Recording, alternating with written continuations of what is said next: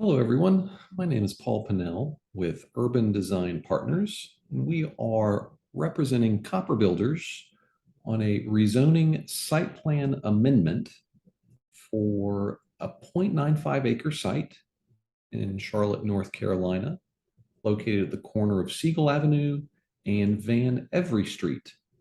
This rezoning petition number is City of Charlotte Zoning Petition 2022-029.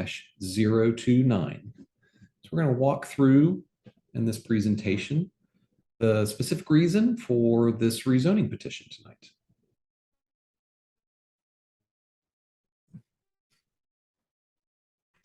You see here that this is a picture of the existing site. The star represents the parcel of the location at Siegel Avenue and Van Every Street. A few years ago, there were some existing buildings on site. I believe some of those have been removed. One is existing today. And currently, right now, the land use identifies this particular site as being appropriate for up to 22 DUA. That's 22 dwelling units per acre.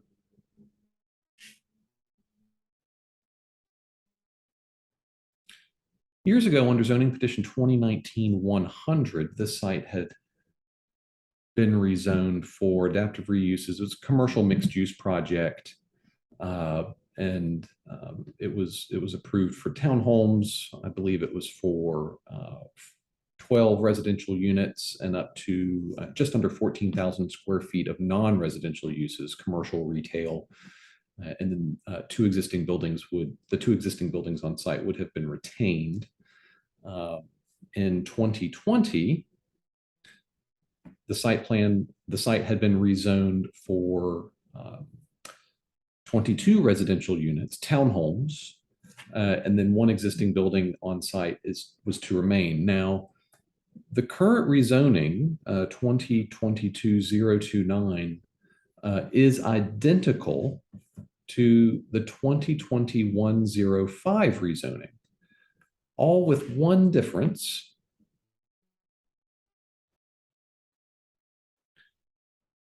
And that's related to this potential CSX right-of-way on site. We are taking this project through land development currently for the townhomes. But to be able to complete the project, the City of Charlotte Land Development Department has informed copper builders, the petitioner in this case, that they need to include some phasing language within a rezoning petition. So this is why we are requesting a URC-CD. That's what it was before. So urban residential commercial conditional SPA, that's site plan amendment. So the site plan is remaining the same. The development conditions, which we had previously discussed with community members and city council, are all the same. The only difference is including an initial phase line on this side of the railroad right-of-way and a future phase line on this side of the railroad right-of-way. Now, what does that mean exactly? Well, what that means is it provides copper builders the option to build these townhomes now while they work with the CSX railroad in the development of these commercial and parking and drive aisle items that are currently located within what is a disputed railroad right-of-way area. So including this phasing language will again allow these townhomes to move forward. Of the 22 townhomes, one is an affordable unit, and it will allow construction to begin on the townhomes and commence, and allow this area, the commercial building area, to proceed at a later date, not tied to the development of the townhomes. They can develop independently on the same site. Now, also what's being included within this petition is Van Every Street. That is being installed with the townhomes. Those street improvements are going in on day one. The only reason for this rezoning is to wait on all of these items shown within this area on the south side of this phase line. This was actually the original rendered site plan that we utilized for the rezoning back in 2020. Again, nothing has changed. This is the same site. It has all of the same site elements, all of the same development conditions. And these are the same illustrative representations of the townhomes on site that we utilized during the 2020-105 community meeting and the public hearing to City Council. The look is remaining the same. Nothing has changed. Again, site is identical to the previous approved rezoning. The commercial building, which is shown here in this illustrative, is currently located within what I previously noted as the disputed CSX railroad right-of-way. Hopefully this will move forward for the community in the near future while the clients work with the railroad. But working with the railroad can take a lot of time, months and months and months, and will lag behind. And copper builders would like to be able to proceed with the townhomes.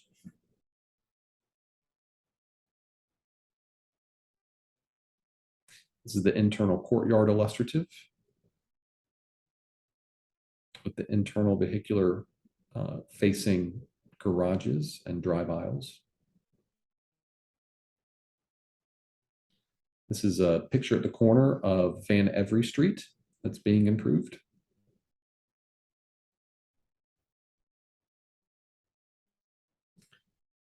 There is one development condition that has been added, and again, it's related to the phasing language. So proposed transportation and site improvements generally illustrated within the zoning plan located within the adjacent noted 100-foot railroad right-of-way may be phased at the discretion of the petitioner. So it just provides flexibility for the future development of any development that's shown or site-related items that's shown within the railroad right-of-way. That is the only rezoning development condition that has been added within the zoning petition.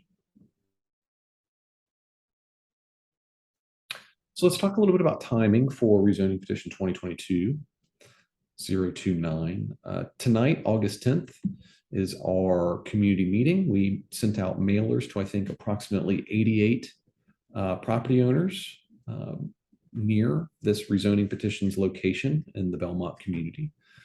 A few weeks ago, I actually sat down with the Belmont Community Land Use Committee to talk to them about the plans here for this particular petition and the why, and gave them a description as to why we're taking this back through a rezoning. And we are holding our official community meeting tonight here on August 10th.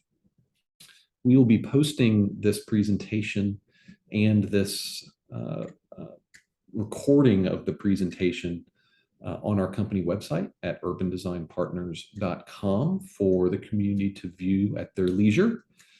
We will likely also be presenting this petition at a future Belmont community land use, or excuse me, Belmont community meeting, likely in September.